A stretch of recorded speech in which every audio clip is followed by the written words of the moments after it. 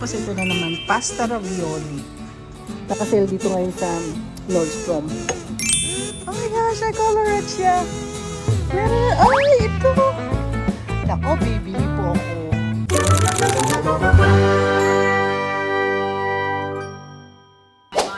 Hello, magandang hapon. Hapon na po kasi ngayon.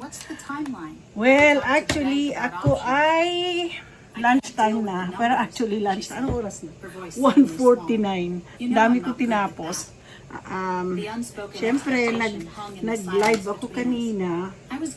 So, sabi ko, sige lang. Time ko naman, wala akong kliyente. Marami akong tinatapos ng taxis ngayon. Lunchtime. Alam niyo kung anong lunch ko? Cha-cha-cha. Miso soup. Miso soup.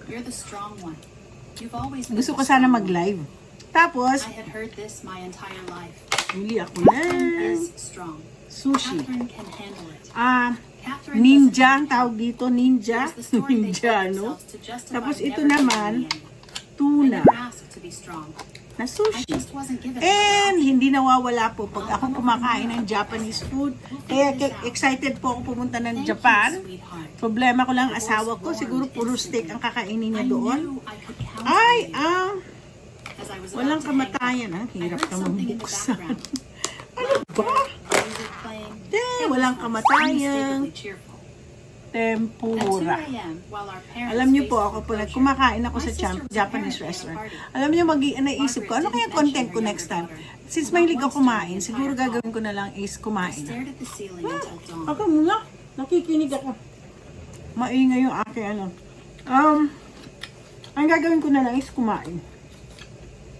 Nag-iisa lang po ako sa opisina ngayon. Pasok lang ng trabaho ko is Tuesday, Wednesday, and Thursday. So, pagdating ng Monday and Friday, ako lang mag-isa kasi ang dami ko po. Kung gusto niyo makita ang mga trabaho ko, ito. Okay. Wala pa yan. Ito. Kita niyo yan? Ito. Ang dami po. Meron po ako isang kliyente na tatapusin ko. Babalik ako bukas. Tatapusin ko ngayon yung mga madadali lang para pagdating ng Tuesday, ang gagawin na lang ni Nap, tawagan na lang yung mga client. Tapos may isa kong client na, ay, saan yung cheque niya? Ay, nawawala. May cheque ko kasi siya. Diba? Nawawala yung cheque. Kasi itong client na to, ito pala. May cheque na po siya. Nung client ko na to, pag ginagawa kong tax niya, nagpapadala na siya ng cheque. Pero this year, late siya. Kasi hindi daw niya makuha yung social security na asawa niya. So sabi ko, oo, alam niyo marami. Ngayon meron din po ako isa yung tita ko na, tinatawag ko si Tita Vicky. Ang hinihingi ko sa kanya, social security ng ang asawa niya namatay. Namatay asawa niya na October. Wala siya nakuha ang social security. Kanina nagpunta ko dito, dinap niya lang yung aking document. Pero tatawagan ko rin siya mamaya. Kasi pangalan niya o hindi sa pangalan ng asawa niya. Tapos isang kliyente ko nagbigay ng PIN number. Kasi hindi na identity theft siya. Mali yung PIN number. Tinawagan ko, sabi ko, tawagan mo IRS ngayon kasi mukhang yung taxes mo, hindi ko magagawa kasi, speaking of hindi ko magagawa kasi mali yung number. Tingnan niyo po. Toyo at wasabi. Alam niyo, nung nasa Japan po ako, nagpunta kami sa yung little village ng malapit, overlooking Mount Fuji. Nakakita na po ako ng wasabi. Sa tingin ko nga magtanim kaya ako ng... nakakita po ako ng garden ng wasabi. Sabi ko, naku, makakuha nga, makapitas. Oh my gosh. Ang anghang. Paborito ko talaga ang sushi. Kaya, tignan natin to isa. Maanghang nga. Grabe. Kailangan ko po ng malamig na Coke. Tingnan natin. Grabe yung lunch ko, no? Ayan, tingnan yung lunch ko. Ito yung miso soup. Hindi ko na ilalagay sa container. Ito na lang po natitira sa Coca-Cola. Nung tax season kasi bumibili ako ng mga box nito. Ngayon, so anyway, tingnan ko mamaya kung ay dumating na pala yung aking dashcam. Bumili po ako ng dashcam para maikot ko, para mapakita ko sa inyo ang Tacoma. Yan pong aking natatamad na kasi ako minsan mag food vlog. Ang hirap din po kasi ang yung anggulo kung saan ba. Anyways, sige. Itong araw na to, today is Friday. Nagtatrabaho po ako. Yan, nandito pa ako sa opisina ko. Sa makakita opisina ng Okay, alam niyo sa totoo lang, mag-hire ako ng, si Lucy tatawagin ko pala. Tulungan niya akong maglinis po kami. Itatapon na namin yung mga hindi dapat. At saka isa po, hindi kami basta-basta nagtatapon ng mga papel na ganito. May malaki kaming bin, tapos tatawagan namin yung limay. Ang limay siya po nagsishred. So bawal kasi sa amin basta tapon ng tapon. Dapat i-shred lahat. So merong company na pupunta dito, malaking truck, kukunin yung aming bin, ganun lang. So yan, alam mo, every year po taas ng presyo. Ako hindi pa ako nagtataas ng presyo ko. Malapit na ako magtataas ng presyo. Tapos na ako magtrabaho at uwi na po ako. Ngayon lagi akong huli sa lahat ng mga taong nagtatrabaho sa building na po. Tapos ako ang taga-lock. Doon sa una, merong lock. Nilalak na po namin kasi marami po mga homeless na pumapasok dito. So ngayon, alam niyo may-ari, kilala ko yan. Dating CPA, sa kanya din po. Ito sana gusto kong kunin. Gawin ko siyang coffee shop. Pakita ko sa inyo. Ito po, ganito itsura nito sa loob. Yan pwede ko siyang gawing coffee shop. Kaya lang, naunahan ako. Gawin niyang training room. Sayang, Gusto ko po siyang, gusto kong gawing, ito yung boba tea. Diba? Kaya nga po, yung sana gusto kong, maglagay dito sa harap. Kasi halos opisina lahat ang nandito. Puro mga doktor, may mga accountant, may mga mga lawyer. Ayun yung kapitbahay ko dito, lawyer rin na dito. Tapos ito kasi behavioral Oo, sa mental health. Marami pong ganyan dito. Ano ba mga nandito? Mga financial advisors. Yan. Isang village kasi po ito. Oh my gosh, napakainit. Bubuksan ko po. Para akong nasa oven. Grabing init. So ngayon, flash ako ngayon. Iikot ko kayo dito sa village namin. Okay? Wala. Pero ang init. Grabing init. Sobra. Okay. Iikot ko kayo dito sa sa village namin.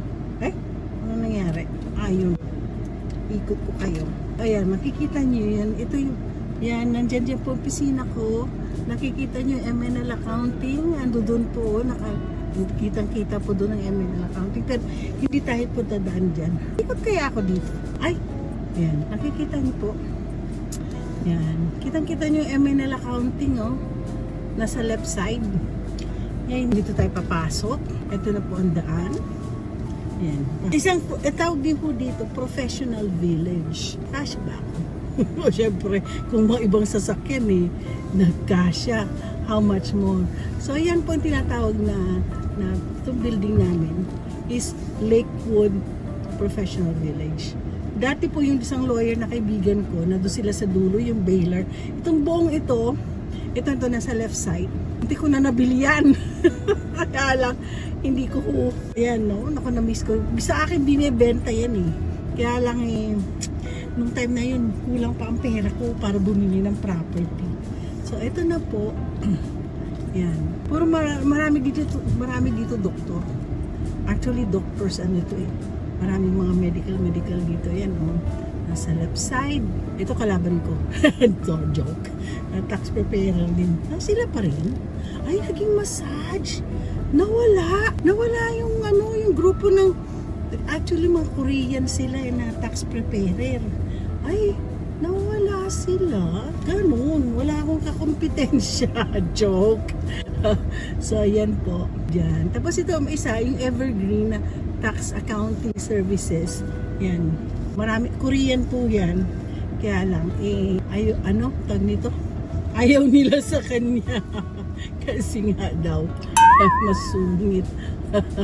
So, ito. Tapos marami pa mga building dyan.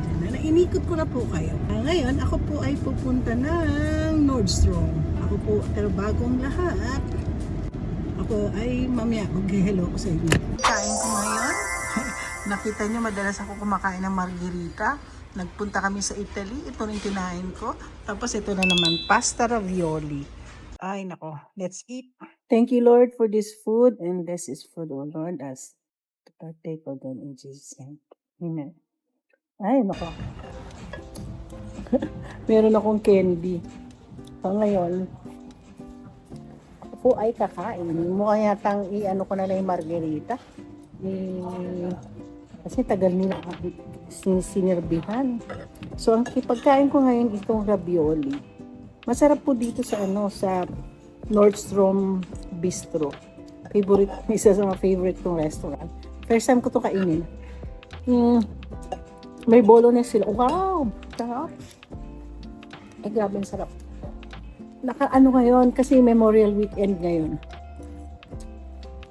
Mamaya bago ko umuwi. Naka-sale po ngayon sa Naka-sale dito ngayon sa Nordstrom. At ako, nangangati na naman ang kamay ko ang kamay ko mamili ng tawag nito, ng magsha-shopping. Pero alam mo, ang ganda. Gusto ko talaga ang Nordstrom lalo na sa damit. Kaya lang problema, yung aking favorite na damit ay magsasara na. Magsasara na po sila. Ito kakainin ko na lang to mamayang gabi. Sarap.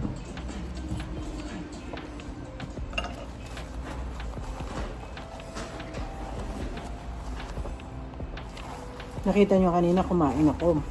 Mga 2 o'clock na. Hindi ko masyado inubos yung pagkain. Iniwan ko na sa opisina. Babalik ako sa office, tatapusin ko na isa kong kliyente. Tapos, yun na lang pagkain ko.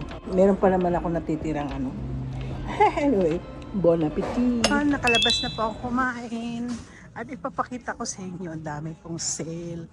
Ang cute-cute ng ba? Kung bata-bata pa ako, naisuot ko na yan. Maganda din po itong mga damit nila. Yan, ang ganda-ganda. Gusto ko mga kulay. Pero ito po ang mga sale. Nanggaling po ako sa Amalfi Coast. Lalo na ito. Ay, parang Amalfi Coast, 50% off. Yan tinatawag nilang half yearly sale. Dang. Babalikan ko po ito. Check ko po kung merong kakasya sa akin. Ang dami Tingnan niyo po. Summer na. Yay, 50% off.